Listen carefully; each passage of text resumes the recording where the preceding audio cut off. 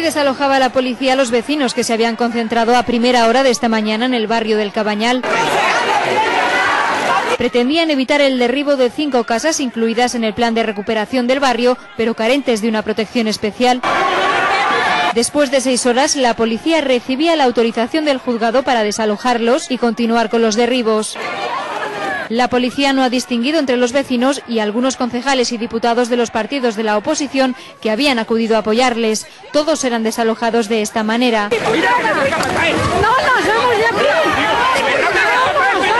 Todo comenzaba a las 8 de esta mañana cuando la excavadora echaba abajo esta casa. Los vecinos se concentraban y conseguían paralizar las máquinas. La ley no la representan ni ellos ni yo. Está la justicia dirá lo que tenga que decir. Aquí vamos a aguantar hasta el final porque creemos que es lo justo. Pienso que es un barrio que debe ser rehabilitado. Es una especulación total. Sin embargo, el juzgado daba la razón al ayuntamiento y permitía continuar con los derribos. En las próximas horas las máquinas continuarán con la demolición de otras 4 viviendas, mientras los vecinos esperan que el Tribunal Supremo se pronuncie sobre la legalidad o no del plan del